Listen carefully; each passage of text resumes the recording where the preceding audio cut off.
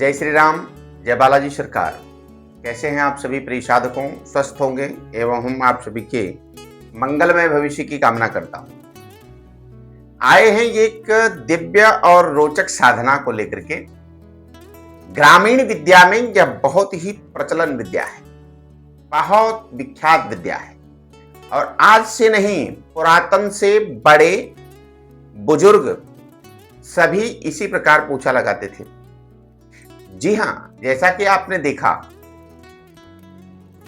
हमारे पास ये शहर के हिसाब से ऐसा सूपा है, सूपा जिससे माताएं और बहनें आटा, दाल, चावल या कचरे को साफ करने में, मतलब पछोरा लगाने में, हमारे यहाँ जो भाषा प्रचलित है कि इससे जो है अनाज को साफ करती हैं। आटा नहीं, सॉरी, आप हमारी बातों का ध्यान दीजिएगा। चावल हो, गेहूं हो, उससे बनाती थी। ये सूपा गांव में बांस का मिलता है।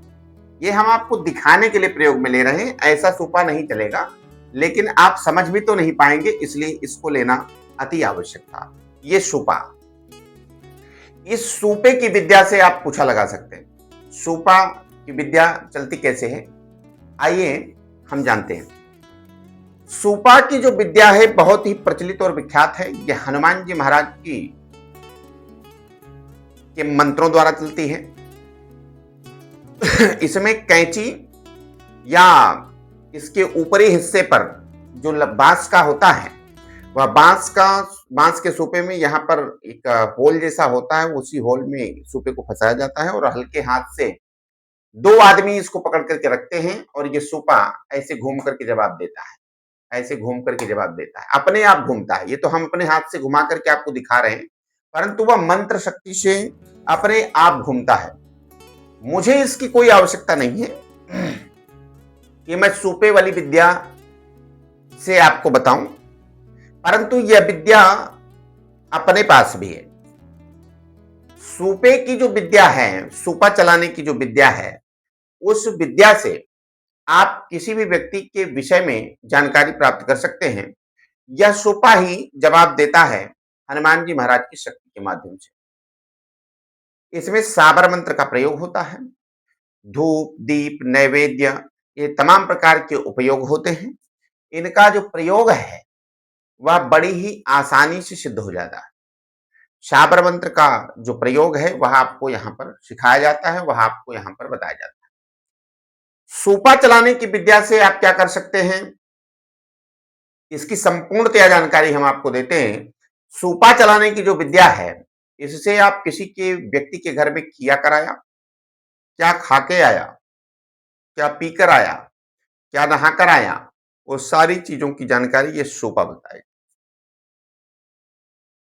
जैसे आप सूपा विद्या में ये पूछते हैं कि क्या इनके दो पुत्र हैं, तो सूपे को जैसे ही दो लोग पकड़ करके रखते हैं, एक लोग पकड़ के रखते हैं हल्के हाथ से, दो लोग पकड़ के रखते हैं, सॉरी, दो लोग पकड़ के रखते हैं और कैंची के सहारे पर वह रुका होता है और अपने आप ही चलना चालू कर देता है। अगर दो हैं तो दो में वो घूम करके बताता है, घूम करके वह बताएगा कि इनके दो हैं।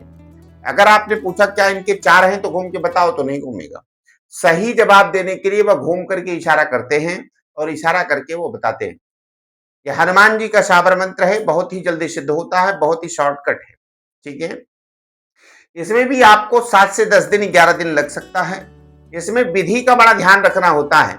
यदि विधि में किसी भी प्रकार की आप त्रुटि करते हैं, पूजा करने की विधि में किसी प्रकार की त्रुटि करते हैं, तो ही यह विद्या सिद्ध नहीं होती। ग्रामीण क्षेत्रों में जो भी तांत्रिक, ओझा, वैद्य, जो भी पूछा लगाने वाले हैं, बहुत जगहों पर हमने भी देखा है कि जो सूपा का प्रयोग कर प्रश्नोत्तरी करते हैं सूपे के माध्यम से। यदि आप भी सूपे की विद्या प्राप्त करना चाहते हैं और जानना चाहते हैं काल ज्ञान, तो देखते रहिए श्री राघवेंद्र सरकार दिव्य दरबार।